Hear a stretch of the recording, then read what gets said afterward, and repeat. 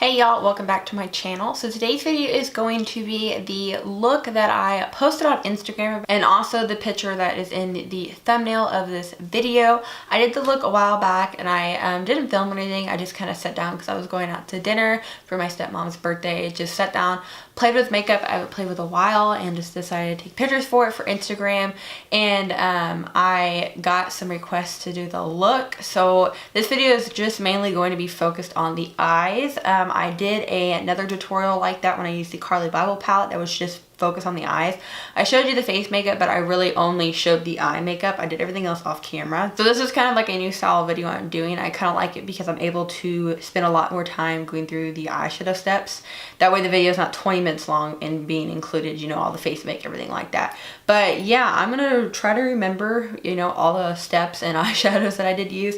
I only used two palettes. I used the Modern Renaissance eyeshadow palette, and then one shade from the Lorac Mega Pro. Honestly, you don't need this. I just used one shade out of it because I felt like using it. You can use the shade Vermeer in here for the shade I'm going to be using out of the Lorac. But like I said, I just wanted to use it. But yeah, so I already did my brows. I have the Makeup Revolution brow pomade in blonde on my eyebrows right now. I have tape on the outside of my eyes, and then I use the Urban Decay Original Eyeshadow Primer Potion sample thing I have. I like this. Like, I honestly was considering buying the full size, which is weird because eyeshadow primer I just don't want to spend, you know, $20-something on. It's really nice though, but I still really enjoy my Milani one and like my Wet n Wild one. So we have been talking for now 2 minutes, so we're just gonna go ahead and get started. So like I did say, I used Modern Renaissance for a majority, well, you know, all of this eyeshadow look. So I'm just going to try and remember what I did.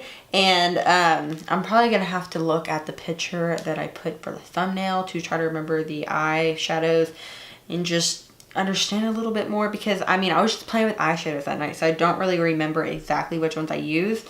But on a fluffy brush, this is a Morphe M504, I'm going to take Raw Sienna, and I'm going to put this into our crease.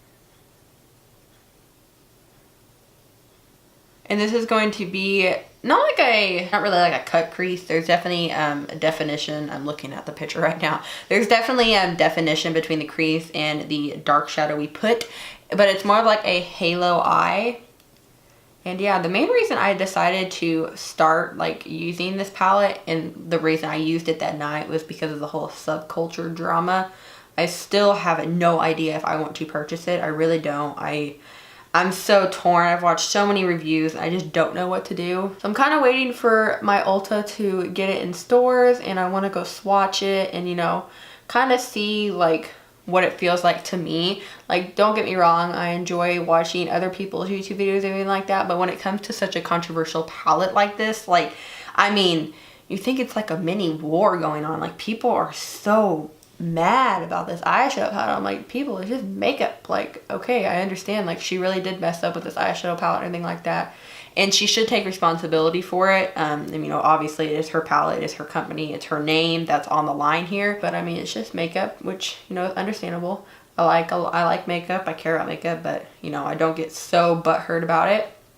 There's nothing wrong with that, you know.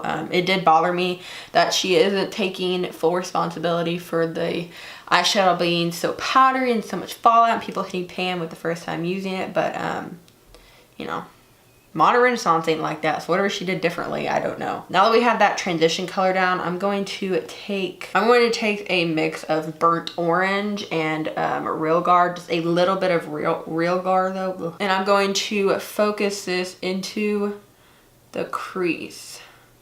See, like, even dipping into my Modern Renaissance, like, don't get me wrong, it's powdery. Like, it has a lot of powderiness to it. Definitely nothing like the subculture does, but there is a lot of powder there. But I don't know, I just would love to know what she did so differently. You would think when you come out with another palette, and Anastasia, you know, she's such a well-known name, she's real affordable with her palettes. I think what the subculture in Modern Renaissance was like 40 or 45 or something like that, and they're such good quality, and it's a little bit cheaper for like a palette price, I guess you could call it.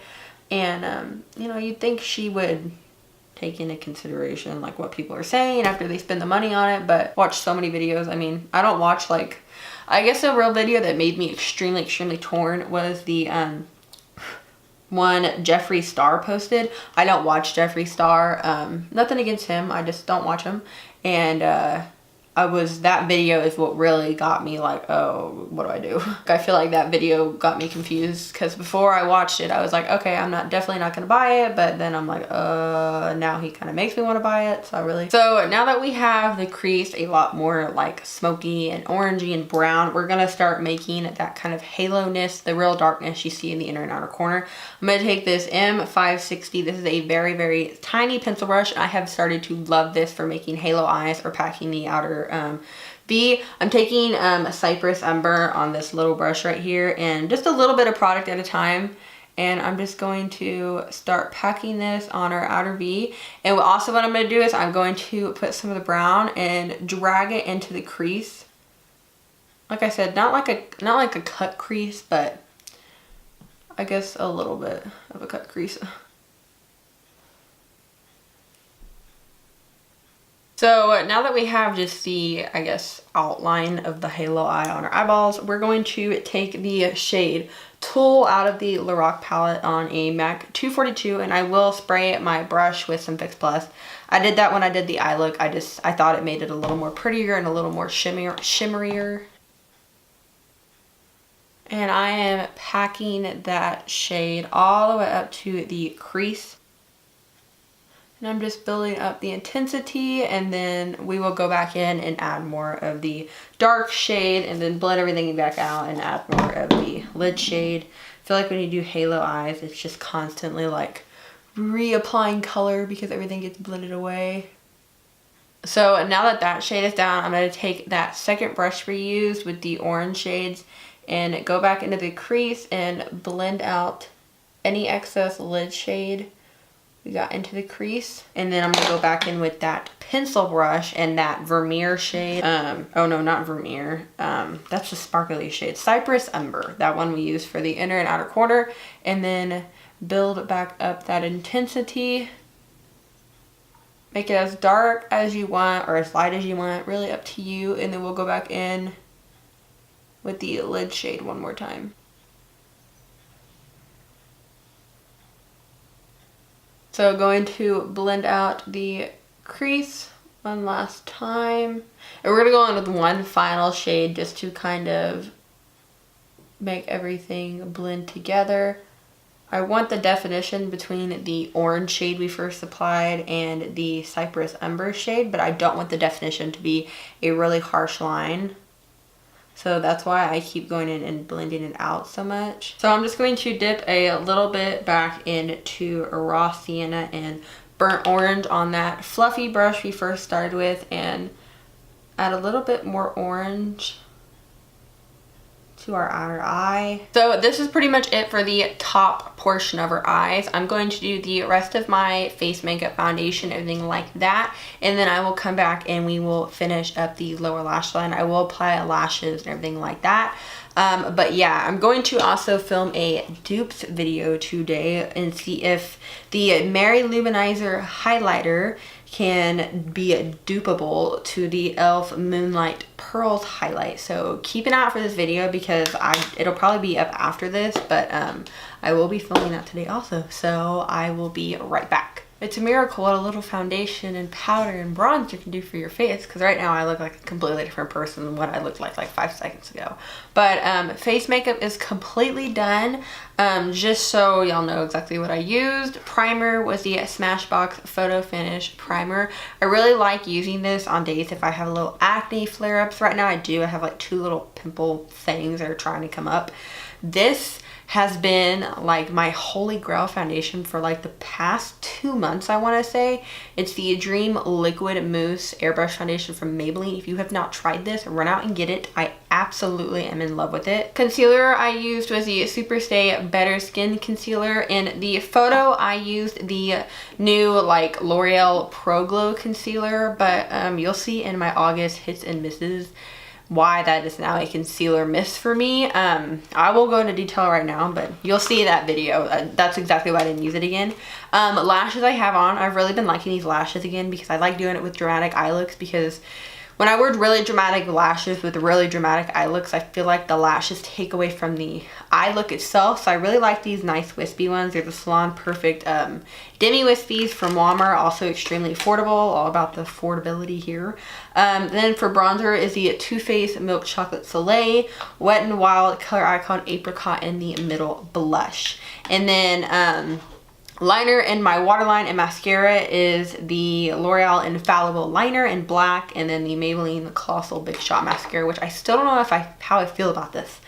I think I like it for top lashes. I don't know if I like it for bottom lashes, but we're going to finish up the lower lash line. I really didn't do very much, and I just took a pencil brush and I took the shades Raw Sienna and Burnt Orange, and I basically buffed them on my lower lash line. And then with a little like flat definer brush, I took Cypress Umber and pushed it on the like outer half of my eye. So I'm going to do that right now.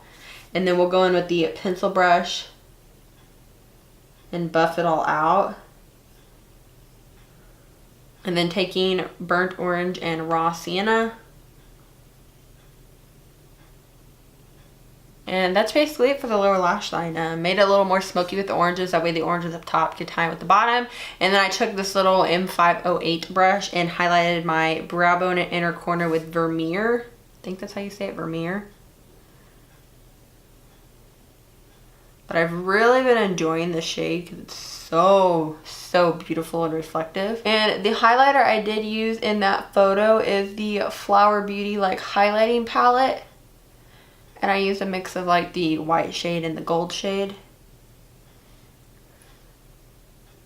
And then to top it off, the lip color I was wearing in that photo was MAC Velvet Teddy lipstick. So I'm going to go ahead and apply this. Absolutely love this lipstick, but I think I did find a couple dupes for it. Still on the hunt for a couple more, but really do like this lipstick.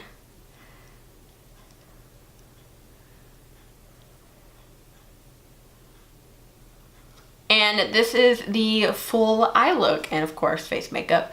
But I really enjoy this eye look. Like I really think it's pretty for like a night out or a date night or dinner, or you know, really anywhere fancy you have to go. I don't think it's a little heavy on the eyes because it is more dark. Granted, we are in August right now and we are going into the more fall months. I think that's why I really wanted to play with like these darker rustic browns and oranges. Like I live for fall makeup, y'all. I really do. I love me some pretty like shimmery pinks and all that, but I live for dark vampy fall makeup. Like I absolutely love it. And I think that's why this created itself. I think that's why I did this. But I really like it. I like the light in the inner corners and the lid. It's really pretty. I think the lipstick really complements the kind of more orangey brown tones. It's really soft and natural looking on the face. Like the face makeup is just really soft. I love it. I really have enjoyed it. So I will link the products and leave them down below in case you are interested in any of them. This is the eye look up close, and I honestly really enjoy it. I just love the way the shadows look. I like the brow bone highlight, everything like I did say. So I hope you guys did enjoy this video. Like I said, I'll link everything down below. Please give this video a thumbs up. Let me know in the comments below your thoughts also on the Subculture palette. I would really love to know what y'all think. Also, if you like this type of video where I focus mainly on the eyes and include the face products that I did use, but I don't actually include them in the video, or if you like the full face from the eyes, the face, the lips, the brows, everything like that, just let me know what you think down below. I hope you guys did enjoy today's video. Please subscribe before you leave. Give this video a thumbs up, and I will see you guys later. Bye, y'all.